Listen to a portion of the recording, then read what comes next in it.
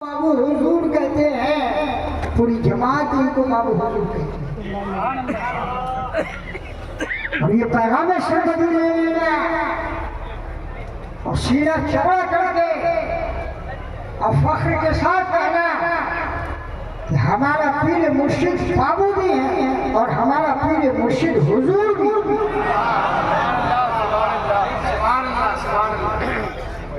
میں فور کرنے لگا۔ ہمارے یہ مصباحی ساتھی جانتے ہیں کہ منطق اور فلسفہ کی میں نے وہ کتابیں پڑھی ہیں جو آج کے علماء پڑھنا تو دور کی بات دیکھا بھی نہیں ہو۔ یہ بابو حضور کیا ہے تو اس نتیجے پر پہنچا کہ سیدی سرکار فدا علی عبدالکریم نے ان کو اپنا بابو بنایا، اور جب انہوں نے ان کو اپنا بابو بنا دیا تو مجدد اعظم عالم حضرت سیدنا شیخ احمد سرہندی نے ان کو اپنا بابو بنا دیا، اور جب انہوں نے ان کو اپنا بابو بنا لیا تو بغداد کے آقا سیدنا غوث الاعظم شیخ عبدالقادر جیلانی پیران پیر دستگیر روشن ضمیر نے ان کو بابو بنا لیا، اور جب انہوں نے ان کو بابو بنا لیا تو جن کے ہم اور سب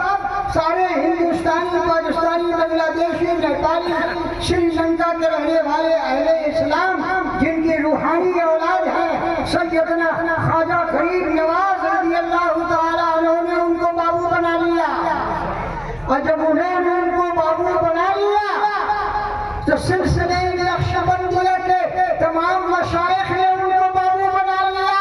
تو ان کے بزرگوں نے ان کو بابو بنایا، تو یہ جو بزرگوں کے بابو ہیں اور جو بزرگوں کے بابو ہو گئے تو ہمارے اولاد کے حضور ہیں، ہمارے اولاد کے۔ لہذا جب لفظ بابو حضور کا استعمال کرو تو یہی تصور رکھنا اور یہی عقیدت رکھنا کہ سیدنا مجدد اعظم کے بابو ہیں، اس لیے کہ اس بابو کے وہ بڑے تھے، اور ہمارے حضور ہیں اس لیے کہ ہم چھوٹے ہیں، یہ ہمارے بڑے ہیں، یہ بابو بھی ہیں حضور بھی ہیں، بابو حضور زندہ باد۔ آج سمجھ میں آ گئی؟ میں جب چلا تو میں نے سوچا کہ آج مفکرانہ تقریر کروں گا، لیکن جب میں یہاں حاضر ہوا اور جانے جانا بابو حضور کے جلوہ زیبا جو روحانیت کی تم ترقیت لیے ہوئے ہیں، میں اپنے اس مفکرانہ خطاب کو بھول گیا اور میں نے طے کر لیا کہ آج صوفیانہ تقریر کروں گا، اور زیادہ وقت نہیں لوں گا۔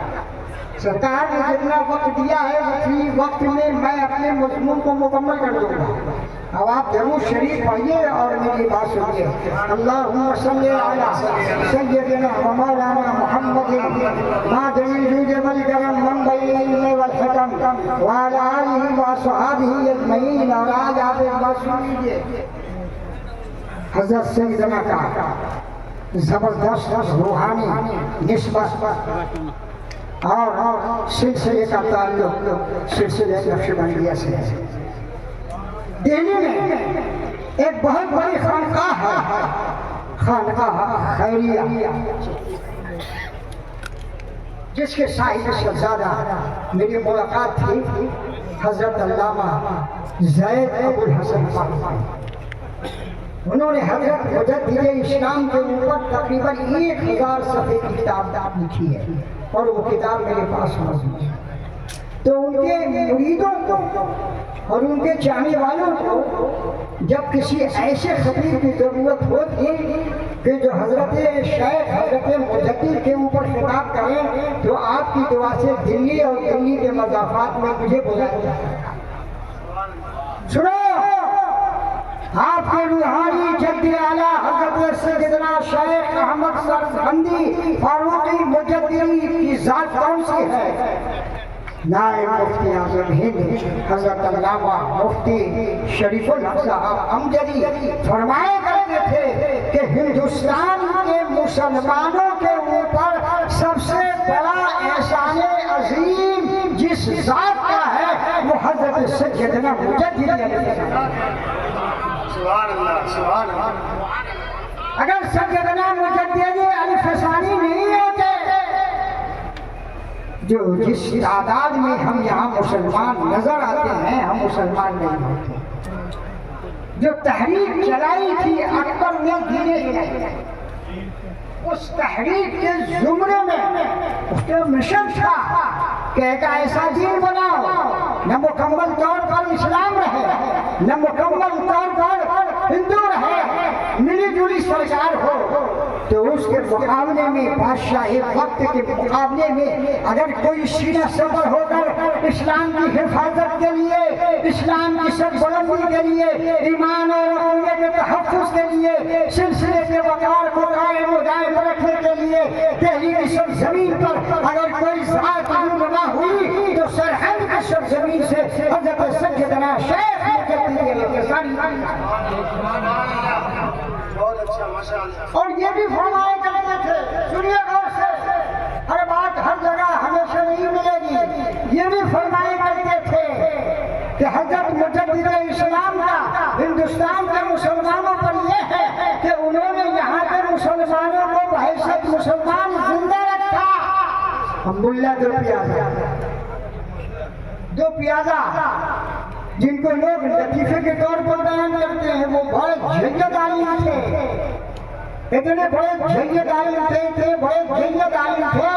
کہ حضرت نائب مفتی اعظم ہند فرماتے ہیں کہ ہندوستان کے مسلمانوں کو سنیت پر باقی رکھنا حضرت مولانا ملا دو پیازے کا ہے۔ اب اس کو میں ابھی ذکر نہیں کروں گا ورنہ جو خاکہ مضمون کا میرے ذہن میں ہے وہ رہ جائے گا۔ آج اسی ذات کہ لاڈلی اور اسی سلسلے کے پیارے کہ جب میں ان کو دیکھتا ہوں تو ان کے چہرے کے اوپر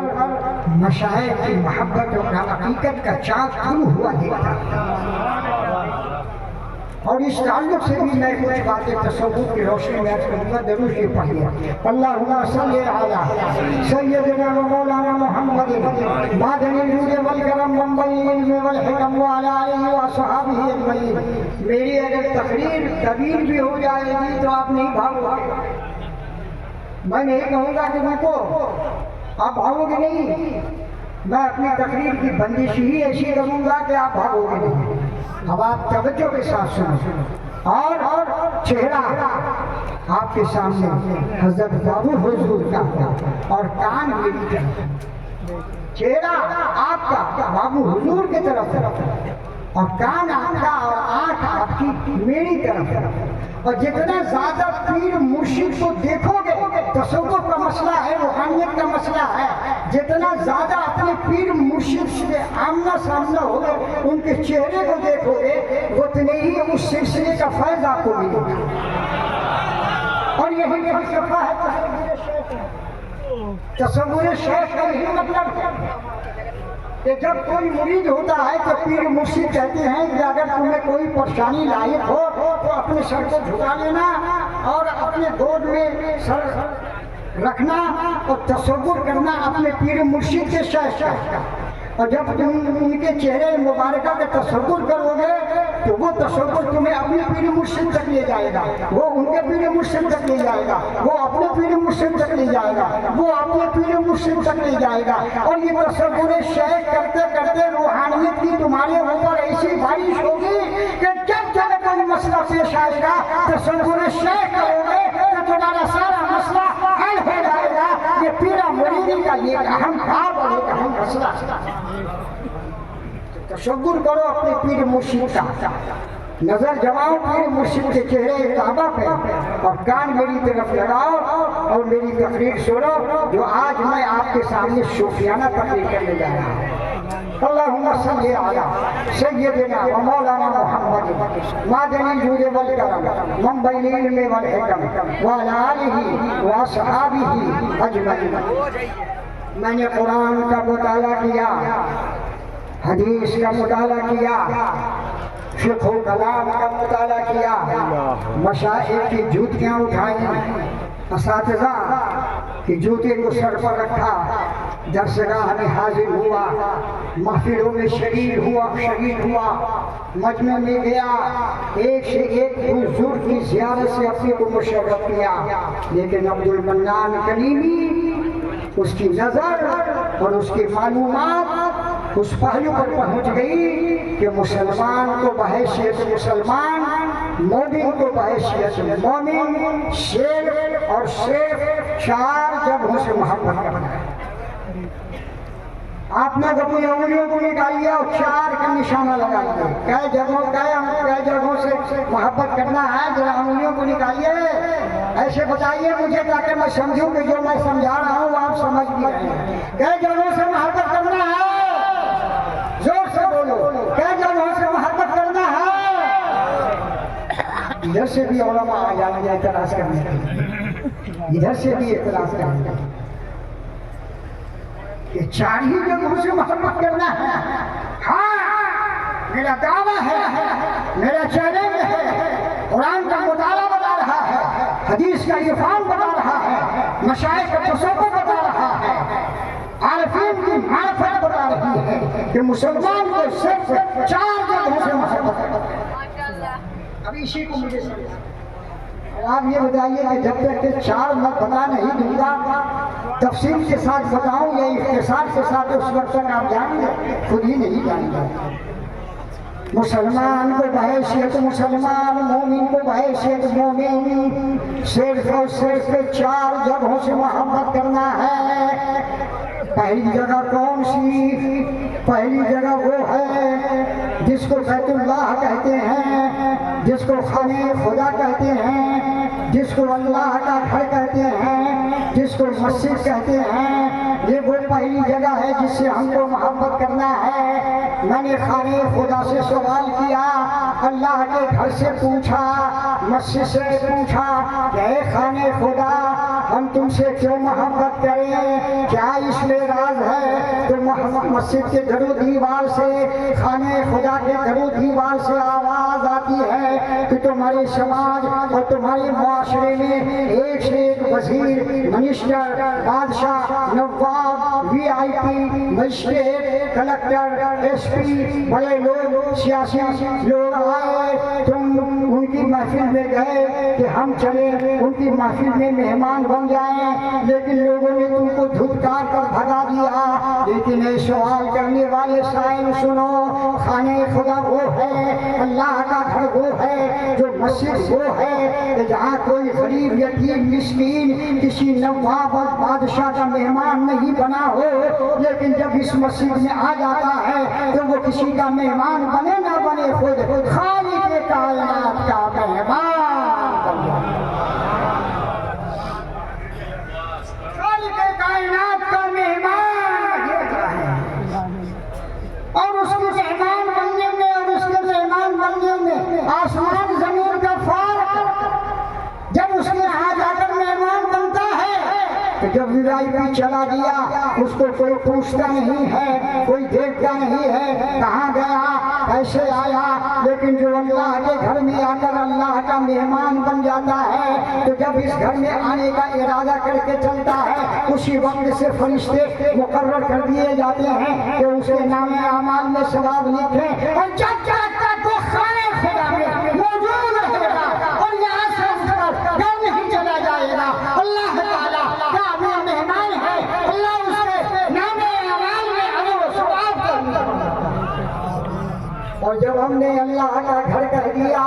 تو مجھے کہنے نہیں دیجیے، خانقاہ سمرقندیہ کی مسجد بھی اس میں آ گئی، دربھنگا کی جامع مسجد بھی اس میں آ گئی، اور آگے بڑھیے بریلی کی رضا مسجد بھی اس میں آ گئی، اور آگے بڑھیے مبارک پور کی عزیز المساجد بھی اس میں آ گئی، اور آگے بڑھیے سرہند شریف کی مجددی مسجد بھی اس میں آ گئی، اور آگے بڑھیے خواجہ غریب نواز کے دربار میں آئیے تو اولیاء مسجد بھی اس میں آ گئی، شہنشاہی مسجد بھی اس میں آ گئی، اور آگے بڑھیے سیدنا غوث اعظم کی بارگاہ میں پہنچیے تو قادری مسجد بھی آ گئی، اور تھوڑا سا رخ پلٹ کر کوفے کی سرزمین پر پہنچ جائیے تو سیدنا امام اعظم کی مسجد اس میں آ گئی، اور آگے بڑھیے کعبہ کی سرزمین پر پہنچیے تو مسجد حرام بھی اس میں آ گئی، اور مدینہ شریف پہنچیے تو مسجد نبوی بھی اس میں آ گئی۔ ہم اگر محبت کریں گے، عقیدت رکھیں گے اور اسی جگہ سے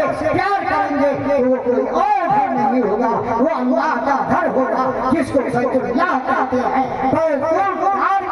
اللہ کہتے ہیں، خانہ خدا کہتے ہیں، اللہ کا گھر۔ بات سمجھ میں آئی ہے آپ حضرات کو؟ بڑی ہندی کی چنتی کر کے آج خراج عقیدت و محبت کے طور پر بابا سرکار فدا علی کی بارگاہ میں نظر عقیدت پیش کرنا۔ اب آپ سوچ رہے ہوں گے کہ آپ نے جو دعویٰ کیا کہ 4 گھر سے محبت کرنا ہے، تو میں نے کئی گھر بتایا، کئی گھر بتایا؟